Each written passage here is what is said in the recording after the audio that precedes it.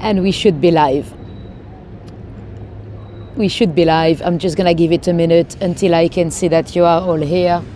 Welcome everyone. If any of you are watching this on replay in the next few days, if you wanted to skip the hellos, we'll be starting officially in 10 minutes. So, well, I think it's probably even 8 minutes. So feel free to skip the next 8 minutes.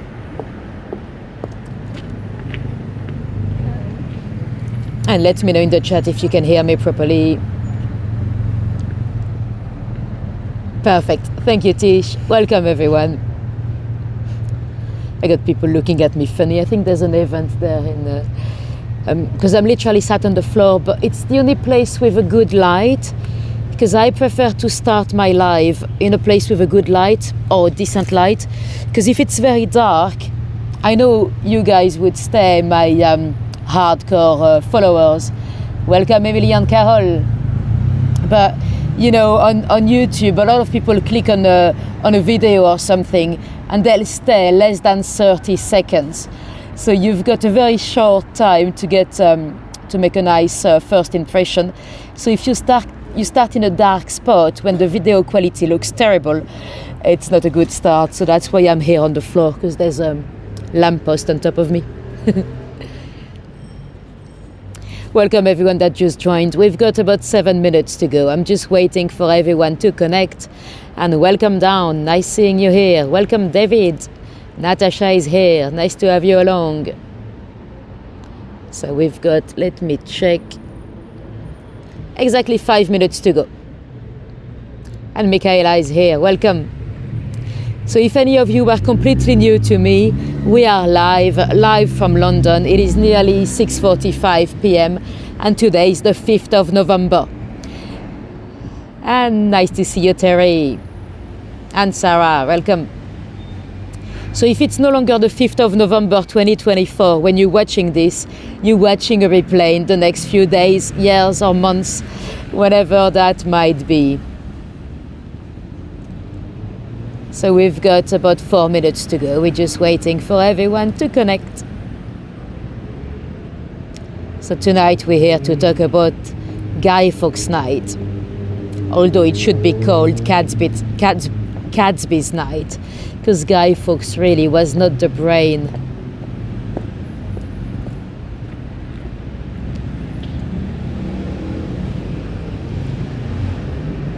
Well, I'm not sure what bar you're talking about.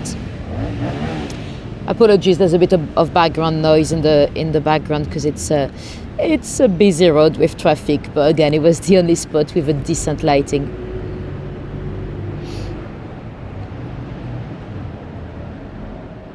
Let me show you my lighting. It's those two lampposts that I'm using.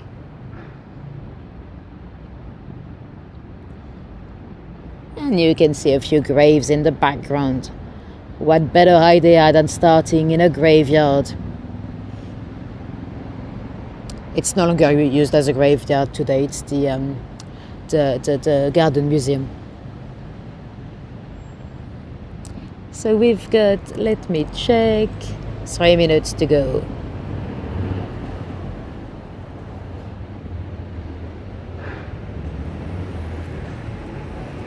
Who's been naughty today? Not me.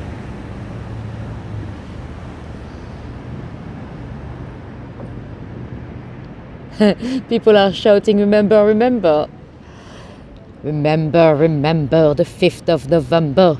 Gunpowder treason and plot. I see no reason why gunpowder treason should ever be forgot. Oh, it's Daisy, okay. Hi Shaz, welcome.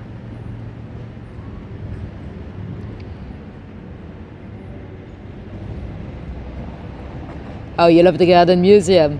Well, I'm not going in. I think they've got some kind of an event tonight, but I would need permission to stream in there. They have one particular headstone. It is said that if you go around it for 12 times at midnight, the ghost appears. But it's at the back, it's in the ticketed place, so I can't really show you. And welcome everyone that just joined. We still have a couple of minutes to go before it's officially time to start. And welcome Mark, nice seeing you here. And Michelle is here. Welcome Michelle. Let me gracefully stand up.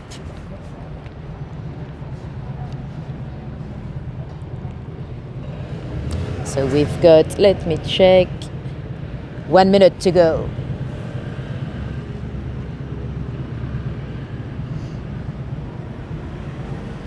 Wait until midnight. I can't. I have a bag to pack, and I have a flight to catch at 6 a.m. So I've actually got only 2 hours of sleep tonight, because I'm gonna have to wake up at 1:15 really. So no, I'm not staying until midnight. Hi Julie, and welcome everyone that just joined.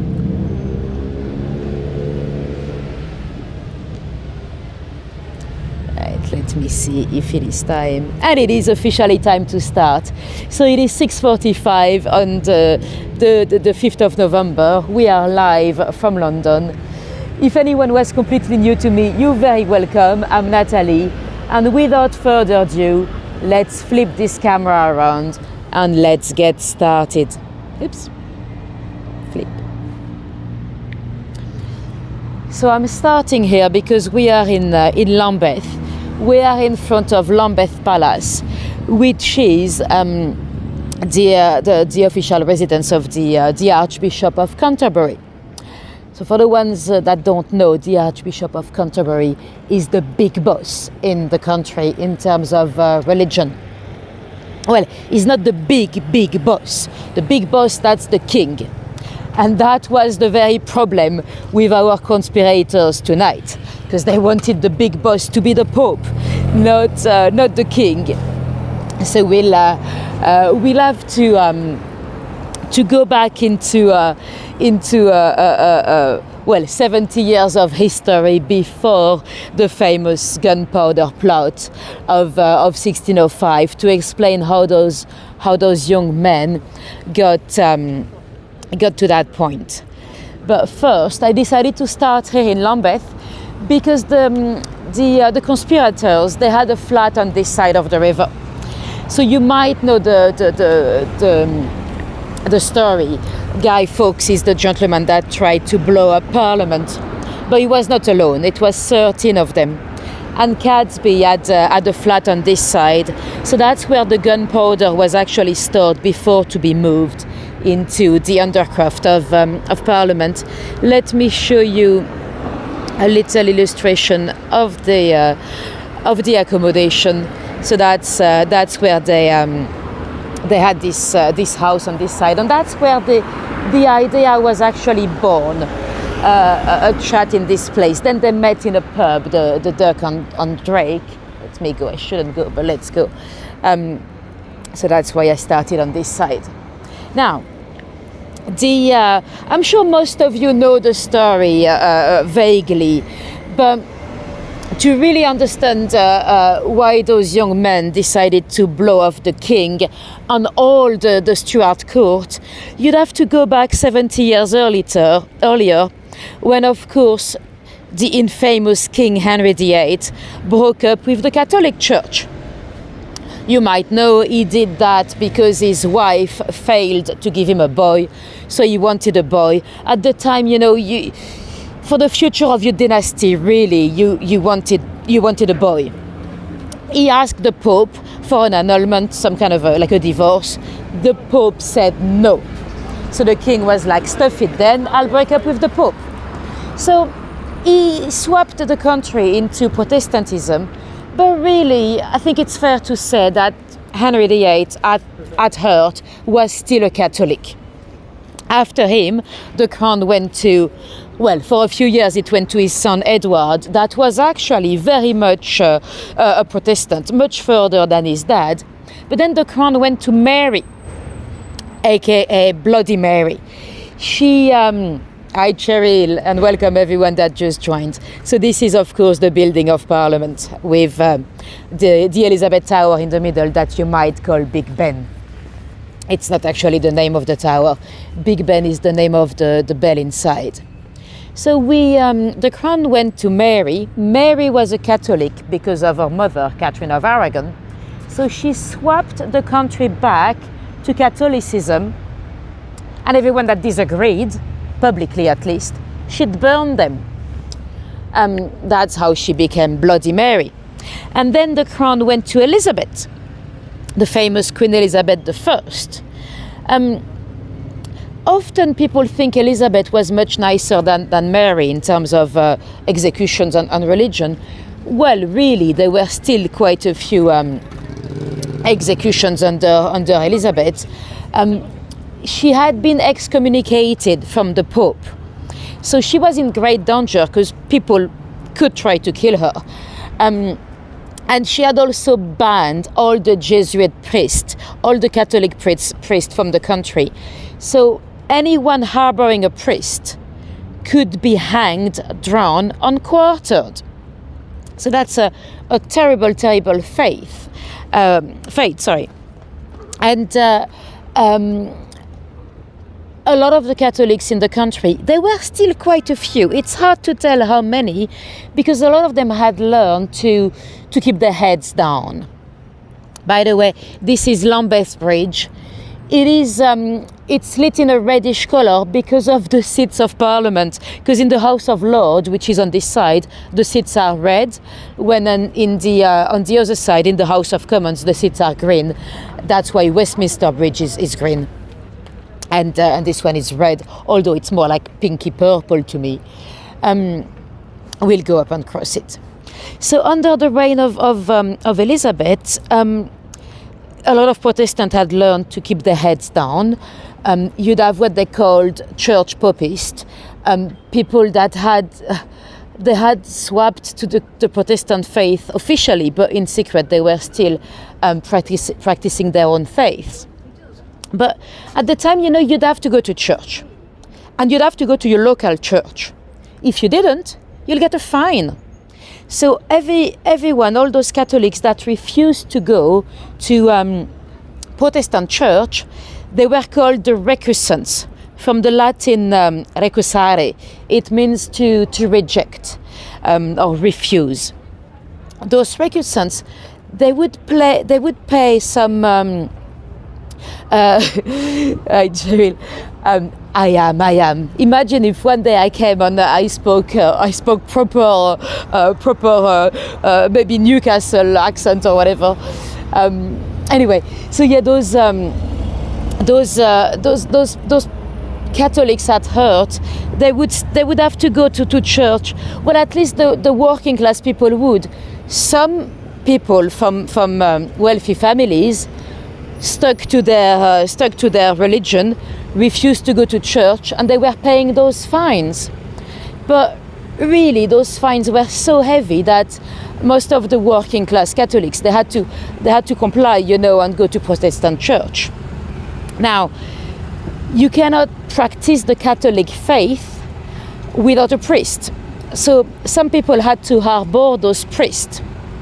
There was a family that very famously harbored Father Garnet and Father Gerard. Father Gerard is the one that famously escaped from the Tower of London. You might have heard of that story, the one with the orange juice as a secret ink. Anyway, so harboring a priest, you'd be hanged, or you'd even be crushed. Did any of you watch the BBC drama, The Gunpowder Plot, with Kit Harington playing Gatsby? It's not necessarily very accurate, but the beginning of the show is very good at showing you how they got so radicalized, because that's the term we would use today. They were radicalized Catholic. Because at the beginning of the show, you see one lady harboring a priest. She's being publicly crushed, naked. So she's laying on the floor when they put a door on top of her, and she's being crushed under huge weight. That lady was very much inspired by by a lady in York called Margaret. Sorry, I find her last name funny because to remember her last name, I have a little memory trick. When you spell it, it looks like Clit Harrow. So Clit Harrow, I find it funny, very childish really, but she's actually called Clitheroe. So Margaret Clitheroe, she was very famously crushed to death because she harbored a priest. So you'd have to remember, that those young men, they grew up in Elizabethan times. They had witnessed their family members maybe being hanged, drawn and quartered, or maybe crushed to death because they practiced the old faith, because they decided to hide a priest in a priest hall. You might have seen those buildings with those little holes for the priest. Let me give you a nice shot here from the. That's the one I used for the thumbnail.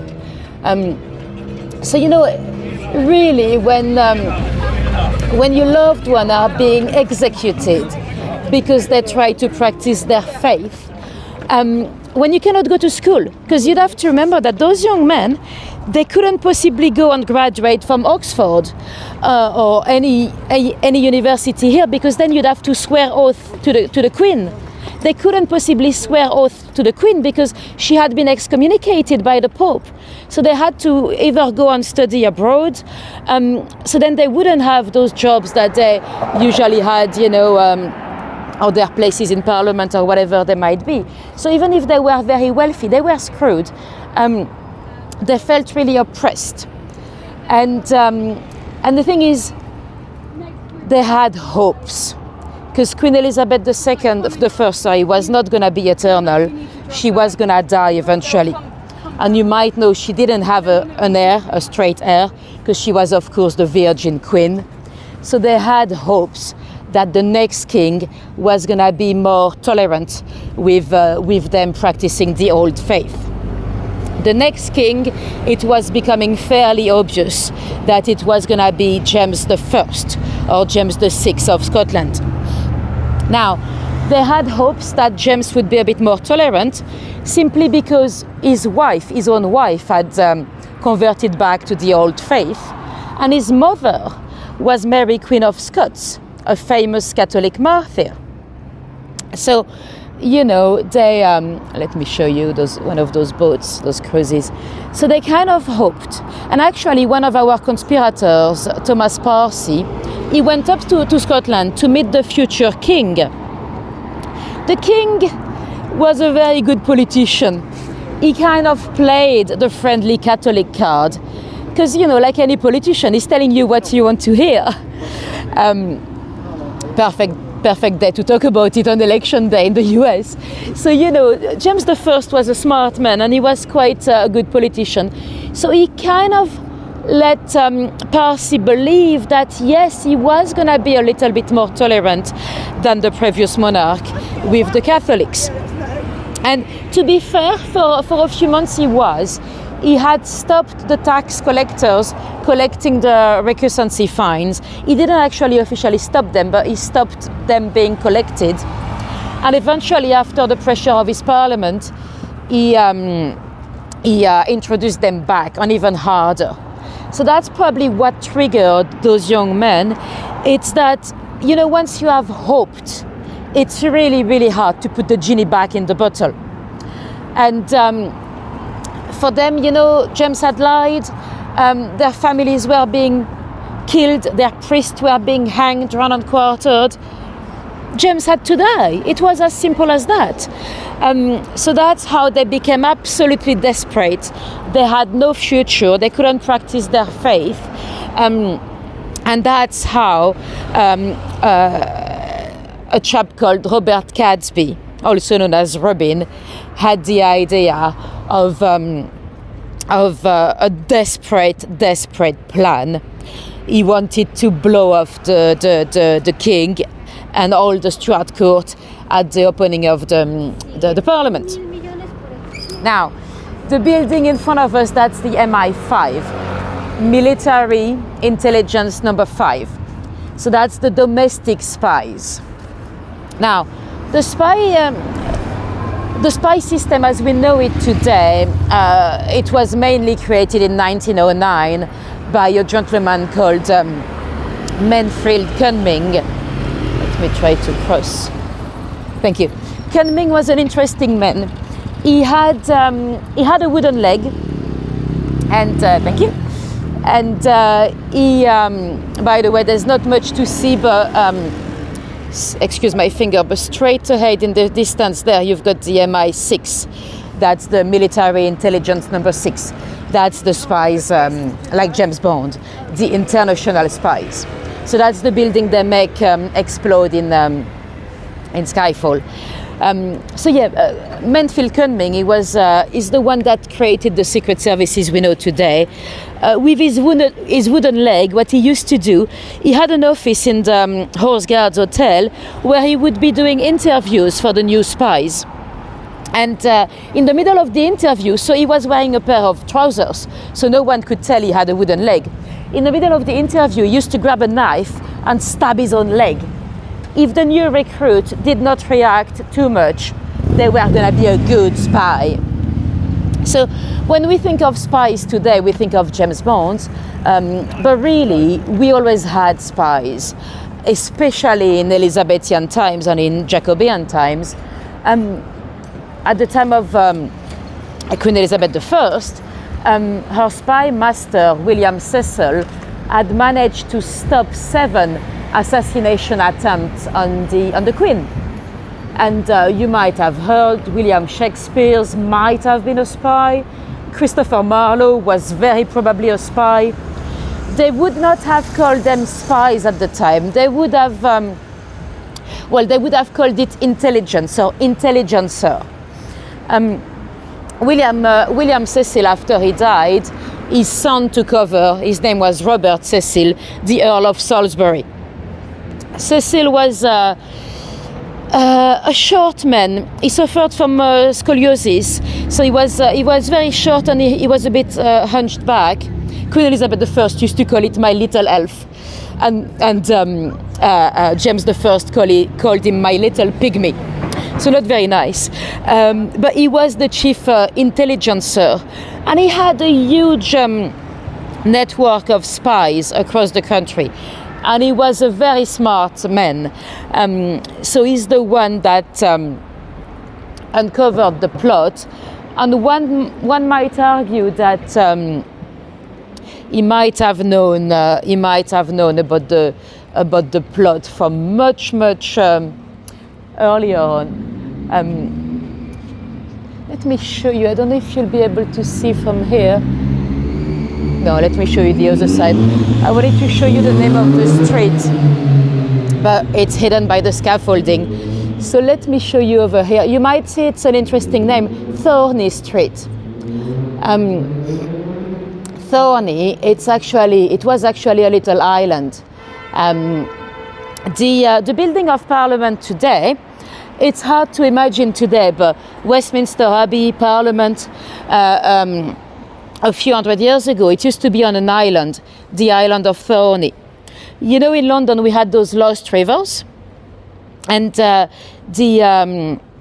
Tyburn River finished here in Westminster and joined the Thames, but it split into 2, like a little delta. Let me show you. I think I've got an illustration. There we go. So, see the building of Parliament as well as the Abbey. At the time, they would have been on a little island. That meant that the ground was really wet. You were literally between 3 arms of a river. So if you were to dig a tunnel, it was probably not the most convenient. Let me just remove the image. So eventually, those conspirators, originally there were only 5 of them. Catesby came down from, I think he lived in Staffordshire or in the Midlands. Most of them were from the Midlands. Robert Keyes lived here in London. Let me cross over again. So you had, at the beginning, you had Gatsby, Thomas Percy, I think the Wright brothers, and a chap called Guy Fawkes. They met into a pub. Not this pub here. This is the Marquis of Granby. You have quite a few pubs in London called the Marquis of Granby, because he was a chap that used to be a military commander in, I think, in the early 19th century. He had been fighting the French for like 7 years, and after that he helped a lot of veterans that had been wounded opening pubs across the country. So very often those veterans actually named their pubs after him, which is quite nice. So that's why you see a lot of pubs called the Marquis of Granby. Anyway, not that pub, but another pub on the Strand called the Duck and Drake. So those 5 conspirators met there. They actually had a priest blessing their little pact, but apparently the priest was not aware of what he was blessing. And that's when they've decided that they were to blow off Parliament. They were going to wait for the opening of Parliament, dig a tunnel. Originally the plan was a tunnel under the building, and explode everyone and bank on cows. At that time, that was it. The plan was not much further. So this beautiful building, it used to be a church, St. John of Smith Square. Today it's a concert hall, but it's a great idea to, it's a great place to show you that really, today, you know, those young men, those conspirators, we would call them terrorists. Because really, that's obviously a very anachronical term, but today that's exactly what they are. Well, you know, in history, there have been some terrorists that we loved. Yes, the suffragettes. You know, the suffragettes, they were using arson, bombs. They were lucky not to kill anyone apart from themselves. But from the minute you start using bombs on fire, you're a terrorist. And, you know, so sometimes the disease requires so sharp a remedy. That's why Gatsby used to say. I use this building to tell you about the suffragettes because they actually tried to bomb it. And quite ironically, Emmeline Pankhurst, a few years later, she had her funerals in the building here. So, you know, sometimes people think the cause, you know, that sometimes violence can be used if the cause is desperate, you know. Anyway, back to our conspirators.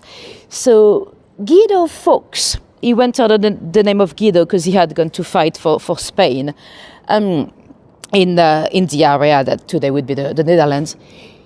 He was actually chosen to be the one that would bring the gunpowder into the place because he was relatively unknown. Now it's hard to imagine today because of course London is a huge capital city with millions of people, but at the time, you know, in 1605 you had a population of only thousands, and those young men that were still recusants, they were men with money, they were men that were relatively well known in society, and some of them had been involved in the Essex rebellions as well, so their faces were known by the secret services, at least, definitely by Robert Cecil. So they couldn't really be the ones bringing the gunpowder into the tunnel. So that's why they used Guy Fawkes, because he had been fighting abroad for years and years, so no one really knew him. He was originally from York. Surprisingly, he was actually raised as a Protestant, but his mother remarried, and the father-in-law was a Catholic. So that might be how he got radicalized as well. So originally the plan was just that, and they'll see what happens. But then, because of the plague in London, they, you know, in the summer months you have a lot of fleas and a lot of rats, and we were still in that period with the terrible plagues. So they actually pushed back the opening of Parliament to the 5th of November. The conspirators suddenly had many more months, and they had to get more gunpowder then, because the gunpowder was getting a bit damp, a bit wet. So they had to get some more, and that's when they had many months for the plan to ripen.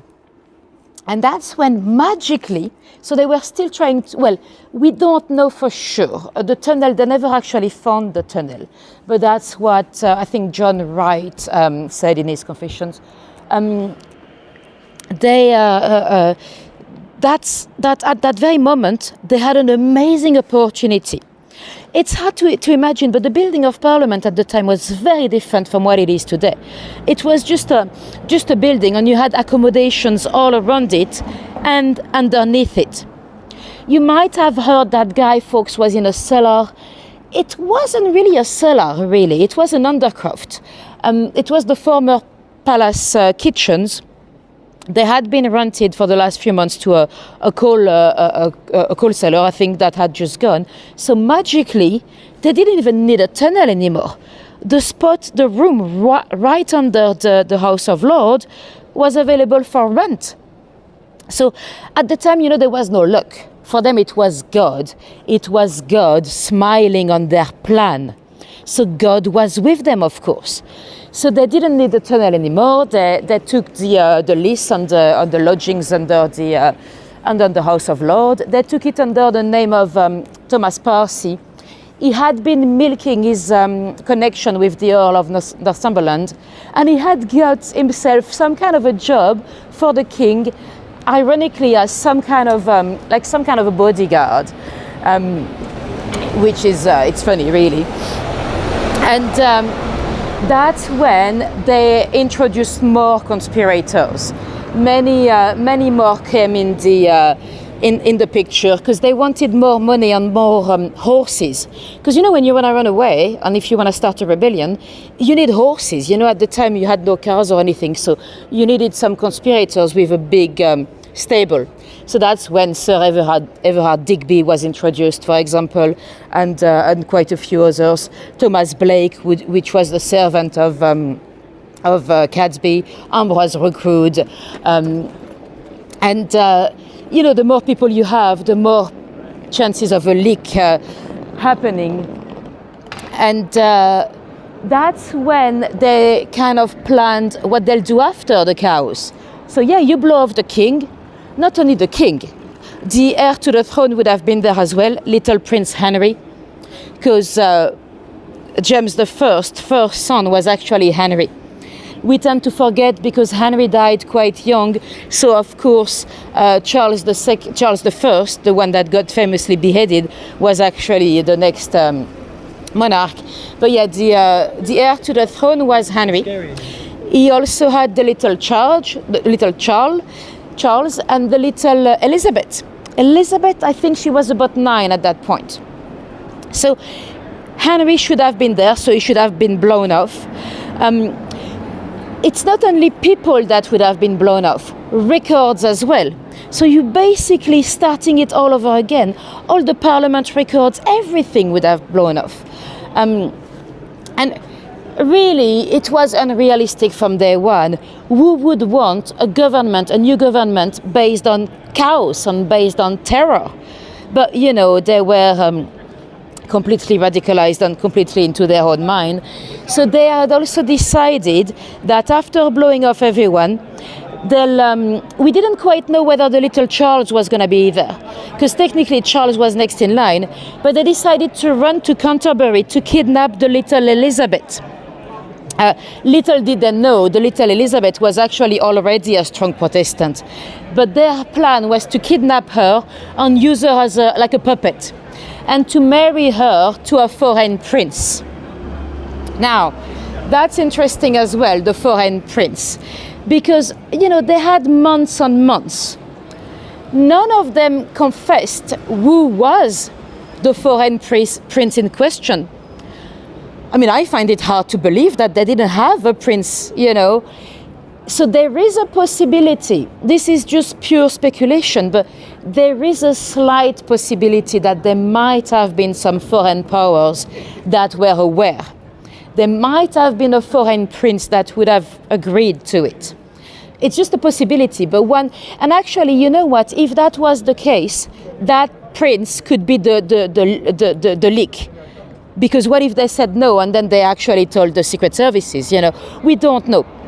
But personally, I find it hard to believe that they didn't know who they wanted to marry her to. And then they would have created a new Catholic government with potentially the Earl of Northumberland, and they probably would themselves take some kind of important roles in Parliament. So that was quite unrealistic anyway, because they expected a massive uprising, after that. But really, most people at the time were loyal to the king, although a lot of them were still hidden Catholics.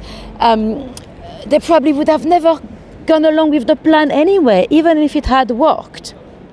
Now, it's hard to tell if Robert Cecil knew much of the plan quite yet. He probably did. But 10 days before the opening of Parliament, there was a Lord Monteagle. Monteagle was one of those church papists. He was a Catholic and he behaved like a Catholic with his Catholic friends, but really, because he wanted to be at Parliament, he also pretended to be a good Protestant, and he kind of shared information with Cecil anyway.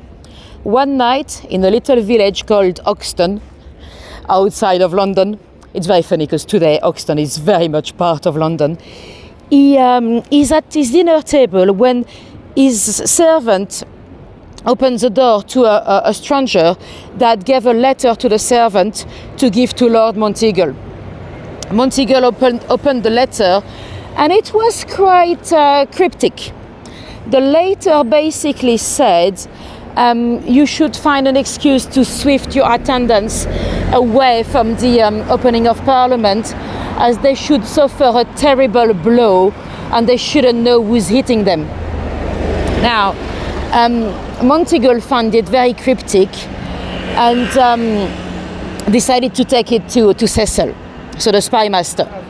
So he jumped on his horse, ran down to Whitehall, showed the letter to Robert Cecil.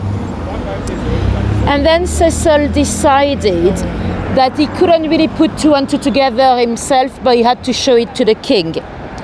So he decided to do that, but not quite yet.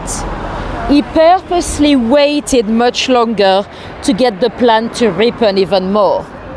And only a couple of days before the opening of Parliament, when the king comes back from a hunting party, he decided to show the letter to the king, again pretending he didn't quite understand it. Let me show you the beautiful Westminster Abbey. And the king, so he's basically let the king shine, and the king read it. A terrible blow. Could that be powder? It was the first few years, really, when gunpowder would be used as explosive, for this type of attacks. But the king's father had been killed, murdered in Scotland after an attack with gunpowder. So for him, he could, and Cecil would have known anyway that the king would have put two and two together very quickly. So they kind of let the king shine and kind of unmask or uncrypt the letter himself. Now, little pause in our story, because I know I've got quite a few Postbox fans in my followers. So this one is golden. Do you guys know why? I'm sure some of you know. Why do we have those golden postboxes? So you see it's E2R, Elizabeth Secunda Regina, so it's not too old.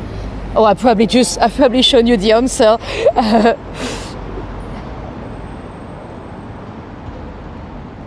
Hoxton is not far, it's in Hackney today.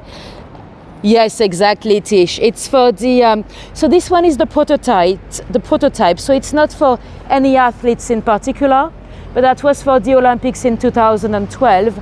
So they painted a couple of, in each town or village in which the there was a gold medal, they had a pillar box painted for them.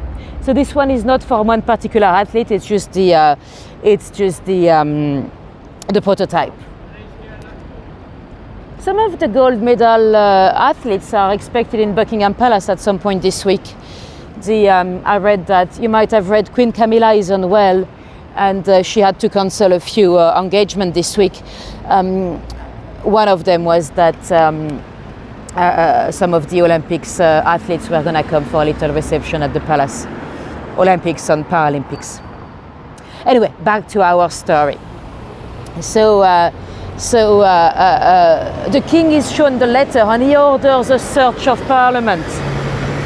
And then Cecil waits. He did not do it straight away. He waited until the night before. Again, probably because he wanted to catch them at the very last moment to make much more of an impact in the, I was going to say in the news.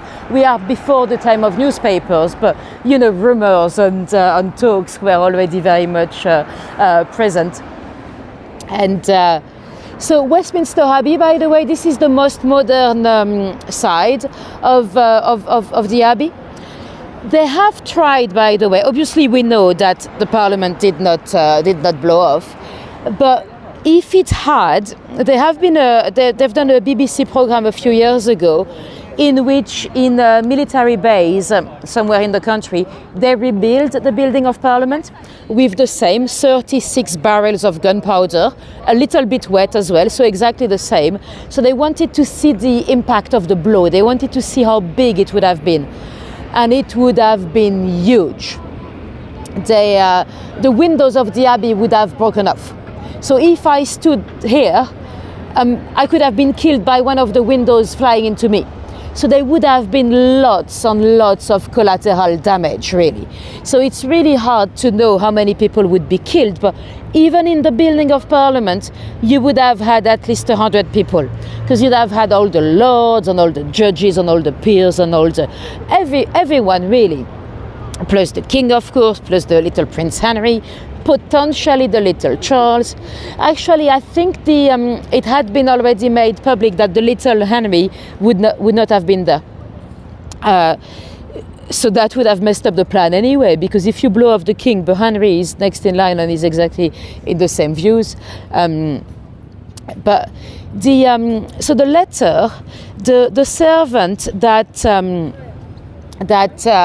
brought the letter to Lord Monteagle, he was also a Catholic, and he actually went to tell Catesby and his friends about the letter. Now, very, very quickly, I'm just gonna wait because it's a bit noisy.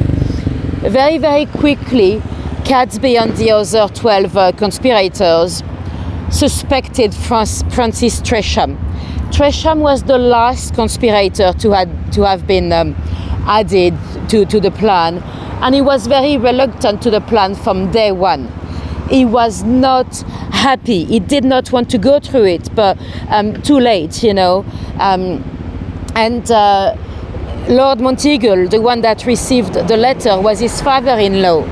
So very quickly they suspected Tresham, and he was able to swear on the Bible and convince them it wasn't him. To be fair, it probably wasn't him. Because if he wanted to let his father-in-law now, if he wanted to let him know that he shouldn't go to Parliament on that day, he could have just told him, don't go to Parliament, go hunting or something. He didn't have to write a cryptic letter that would, of course, be used as evidence. So it probably wasn't Tresham. Now, they've placed those little memorials for so that's for the 11th of November. Queen Camilla was meant to come here on Thursday as well to do a little ceremony, but I think because she's got chest infection, I think it's going to be the Duke of Gloucester doing it instead of her. Anyway, so Tresham managed to convince them it wasn't him, and a few days later nothing had happened. Guy Fawkes did confirm that no one came into the basement, so the boys were like, yeah, let's go on with the plan then. They should have stopped, really, they should have. But they decided to go ahead anyway. And so eventually, on the 4th in the evening, Cecil ordered a search. They went down first. They did see a man in the basement with a big pile of firewood. They did ask who was the one on the list. They said Thomas Percy, and that was it. They went back to the king, and the king said, "Firewood? Could it be hiding powder?" Percy was, of course, a known Catholic, so they decided to go back in the very early hours in the morning of the 5th of November, and that's when they moved a bit the firewood, and they saw all those barrels of gunpowder. Now the man was confronted. So we're talking, of course, about Guy Fawkes. Is the one that was there. Is the one that was meant to be there, start the matches, run away, watch it blow from the distance, and run away on his horse. They interrogated him. They were like, "What's your name?" He said, "But John Johnson." Maybe not the best alias if you're trying to be discreet. And he was taken straight to the tower, of course, where he was, he had a little meeting with the king. That is very unusual. You know, the king would usually stay away, like far away from traitors. This is St. Margaret Church, by the way, so this is not part of the abbey. The abbey is just next door. And so he met the king. The king was like, "So you wanted to blow me off on the little prince?" And he said, "Yes, I wanted to blow you back off to your Scottish mountains." And the king was like, "Do you have any regrets?" "Only that I did not succeed." So Guy Fawkes was taken to the tower. Now the authorities already had Percy's name, but they wanted the rest. Now one might argue that Cecil probably know all the rest, but he wanted Fawkes to confess. So there we go. So this is, of course, the building of Parliament from a bit closer, with the Elizabeth Tower, aka Big Ben, and you might see a bit of the London Eye in the distance behind the buildings there, the pink big wheel. So the Guy Fawkes was taken to the tower. Thomas Percy was actually in the area, so he heard. So they run up towards the Midland because Cadsby had already gone the night before, and they caught up with Cadsby, and they let him know that everything was screwed. Guy Fawkes had been taken. They had discovered the plot. Now, the most logical thing to do for our conspirators would be to give up, run to Catholic Ireland or anywhere to safety. No, they decided to stick to the plan. They decided to go knocking at doors of all the Catholics in the Midland, claim that the plan had gone to work, and try to start a Catholic uprising. But that didn't work. People treated them like the plague. People were loyal to the king. You know, they didn't want any trouble. So they felt very lonely, really. They locked themselves into a place called Holbeach House that belonged to one of them. The sheriff of the area was very quickly tipped off, and they were looking for them. They had a bit of gunpowder with them for their muskets, but it had been a bit wet. And Guy Fawkes was not there, you know, he was at the tower. Guy Fawkes was the guy that knew how to deal with gunpowder. So very, very stupidly, they tried to lay the gunpowder by the fire to dry it. It blew off. They were all injured. None of them died, but that was quite ironic, really, that they are the one that got blown off. And for them, it was probably a sign. It was probably a sign that God was not with them. God was no longer smiling at the plan. And eventually the sheriff with 200 men surrounded the house. Now they were all very injured. They had very little powder left for their muskets. They knew they were going into their death, and eventually Cadsby was like, "Let's go out." So they ran out, and they got most of them were killed. Well, for them it was better to be killed then, you know, because otherwise that was going to be high treason and you'll be hanged, run, and quartered. Catesby and Thomas Percy were actually killed with the same bullet, the same musket, which is very, very unusual. And John and Chris Wright were also killed on the spot. The other conspirators were arrested and taken down to London, where they were, of course, interrogated. By that time, Guy Fawkes had spoken. He was put on the rack. He actually spent 2 days without talking, with the gentle torture. You know, in this country, we didn't have much torture. Many countries in Europe, including my own, you'd be tortured for any reason. But luckily in England, you'd have to be proven guilty first. So Guy Fawkes, because he was caught red-handed with the gunpowder under the building, he was tortured. The king decided so, and he was put on the rack. So the rack, it's those devices that literally break you. They pull your feet away from your arms. It's horrible. Historically, there are very, very few people that survived the rack and did not speak. Most people would speak even before to get on the rack. Some of them would even make up full-length stories before to get on the rack. Guy Fawkes talked. After 2 days, he talked. He gave names, but he had managed to last 2 days, so he had given them time to run off or to plan a plan B if they had wanted to.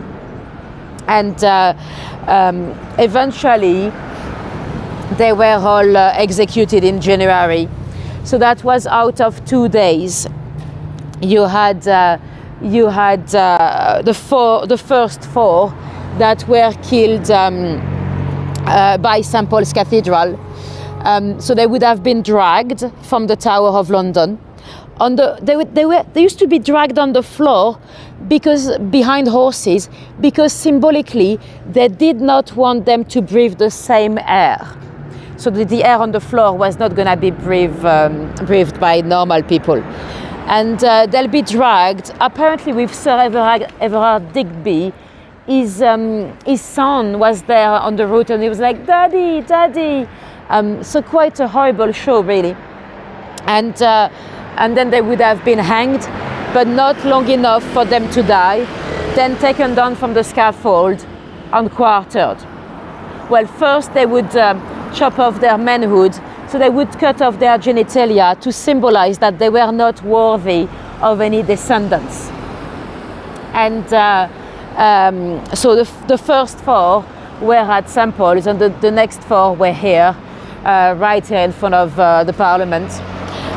Guy Fawkes was the very last one on the scaffold, but he had been broken. He had been put on the rack. He was actually struggling to get up the scaffold, and it's not quite clear whether he fell or he jumped, but that was very good for him, because he jumped. He actually broke his own neck and was spared. Well, he died, of course, but he was spared from being cut alive and emancipated alive and gutted alive. So that was the end of Guy Fawkes. There were quite a few more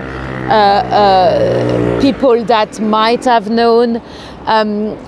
You know, those conspirators, they had wives, mothers, cousins. And those ladies were not stupid, you know. Some of them probably knew what their lovers or sons were up to. And, you know, to this day, we still don't know who wrote the Monteagle letter. Some historians believe it was Tresham, but that's very unlikely, unless it was Tresham and Monteagle together, because they probably wanted to stop the plot. And for Monteagle, it was a very good thing, because he got a pension after that for saving the king. He got 500 pounds a year for the rest of his life. So it could have been Monteagle and Tresham together, but it could have been the ladies as well. maybe one of the wives or one of the mothers, or maybe Anne Vaux. Anne Vaux was the cousin of Catesby. She lived for another 30 years, and she was the one that was harboring the Jesuit priest as well. Ladies were often the one harboring the priest and not going to church, because it was actually much harder to give a fine to a lady, because ladies had no money. Their money belonged to the husband. So yeah, it could have been one of those ladies that tipped off the authorities, or it could have been Robert Cecil himself. Cecil probably knew. It's really, really hard to tell how much he knew, but he was a very intelligent man. And he came from a family of traitors as well.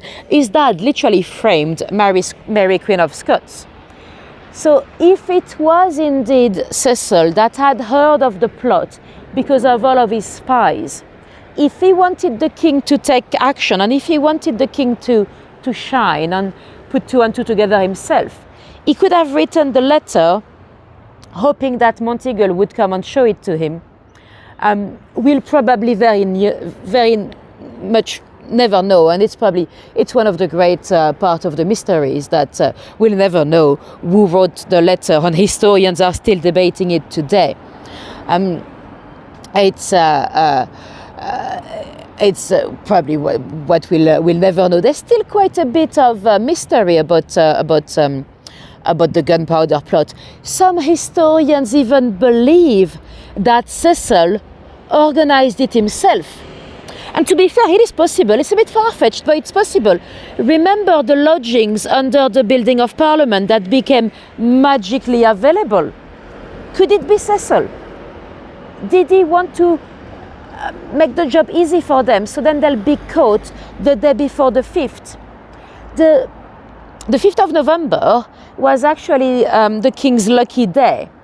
It is not a coincidence if the opening of Parliament was set on that day. And a few decades later, when we had the Dutch invasion, William of Orange, they invaded on the 5th of November as well. So, was it all planned? And were those little radicalized young men used as puppets of a government that wanted a stick with which to beat the Catholics forever? Because if anything, it was not very constructive for the Catholics. After that, they were mocked for many years. And bonfire night today, it's not that impressive, but it started pretty much straight away. People started to light a bonfire already straight away in 1605.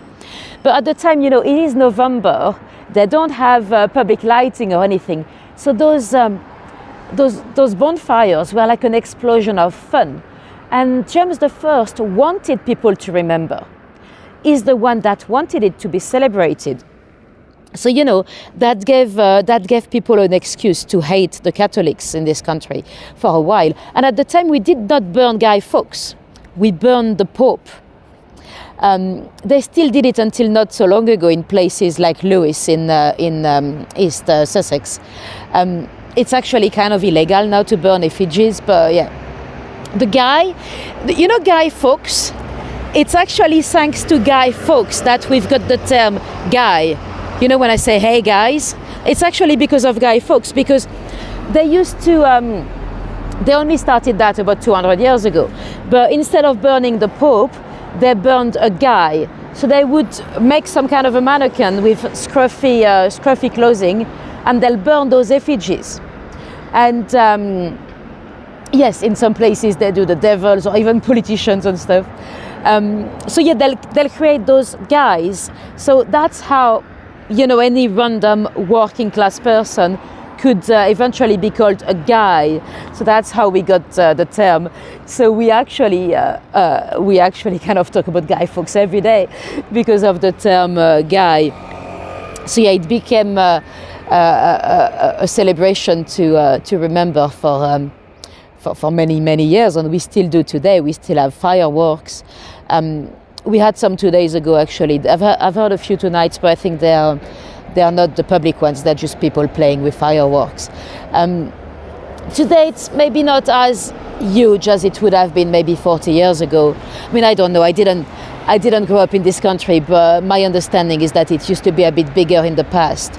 Now, because Halloween has kind of taken over, Guy Fawkes night, it's not celebrated as much as it used to be. Anyway, that's going to be the end of the tour, but let me flip this camera around so I show you somebody. Most of you probably were with me a few days ago when we talked about Royal Dark Tales. We talked about, my camera is struggling to focus, there we go. We talked about George V being murdered. So this is George V. So this is the king that was murdered by his doctor, Lord Dawson of Penn. If you've missed that tour, do go and watch the replay. So he was killed by an injection of cocaine and morphia. Blackheath used to have fantastic fireworks display, says Susan. You know what? I don't actually like fireworks. I'm scared of them.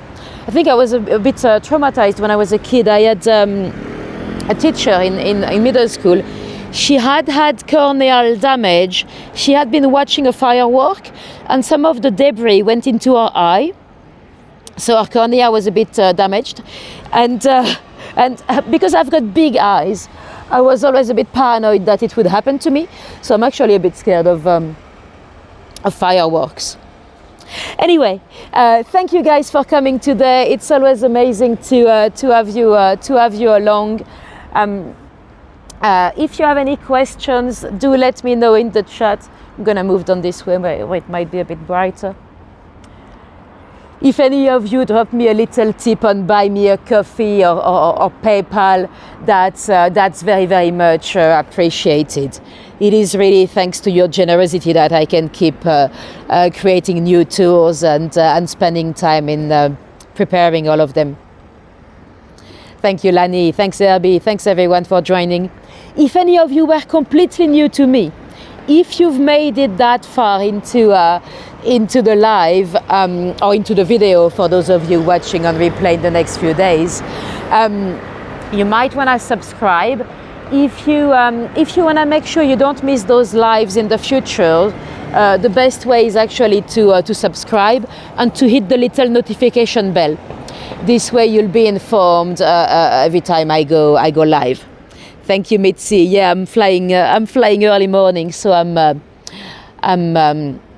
gonna sleep only maybe 3 hours, and I've got to go at 2 a.m. because of course I booked the cheapest flight very early morning. Oh, you used to have fireworks into your hood? Yeah. Yeah, in the I don't know what it's like for you for you guys in Northern America, like Canada or the US, but here, pretty much anyone can buy fireworks. Like there's class 1, 2, 3, and 4. 4 is for the professionals, but 2 and 3 are also very strong. So you have a lot of people doing fireworks in their back gardens, which is a bit dangerous if you ask me. There are many countries in Europe where you really cannot buy them that easily, but in the UK you can, given that you are 18 years of age, but yeah. So even when you don't have the ones organized by the town hall, you still have a few private fireworks in people's garden. Even my garden, some of my flatmates, they had a Halloween party last Friday. I didn't join because I was working on a Saturday morning. They did fireworks 4 times at 4 a.m. I mean, I got woken up 4 times plus a fire alarm, but it's so disrespectful to our neighbors. So yeah, you can have a firework any time by anyone around here. Yeah, you can buy them at the supermarket. I find it astonishing. I mean, it's so dangerous. There was a lady, I think in the Midlands, that died because they put fireworks in her mailbox. They was just joking, but she died in the fire. So I know her family is trying to have it regulated. not necessarily banned, but maybe like a minimum spend. Like if you had to spend, I don't know, £300 or even just 100, then teenagers wouldn't just buy them to cause trouble. Because around me, I live in Brixton, so you have a few gangs and stuff. Sometimes they shot fireworks at each other. I once got caught in the middle. I was on a bicycle. I had to hide behind the truck and stuff. Very scary. Anyway, you share my concern, Lynn. Yes, thank you. Good to know I'm not the only one. You can buy, so in Germany you can buy fireworks at least 3 days before New Year's. Well, see, that's fair enough. At least the kids wouldn't be playing with them all year around. Oh, that's good, Sarah. Sarah is saying Sainsbury's is refusing to sell them this year because of animals being frightened. Good, Sarah. Well, you know what? The bonfires, they're not very good either because of the hedgehogs. When you have a big amount of firewood, if you leave it there for a few hours, hedgehogs might try to come and nest in the dead wood. And then a few hours you set it on fire and they get trapped in there. So it's even the bonfires are not really great for the wildlife. I can hear Big Ben again. Anyway, thank you guys for coming tonight. It's always great to have you along. If any of you were completely new to me, you're very, very welcome. I do hope you'll come back. And if you want to see a bit more of me, the next 3 lives I'll be in Turkey. They are scheduled already. One of them might slightly change its time, we'll see. And then I'm back into London in about 10 days. We'll do Annie Chapman, and we've got Kingston upon Thames coming up as well in November. And many more to come. Cool. Thank you guys. Have a great evening. Bye-bye. Or great morning, whatever time it is for you. Bye.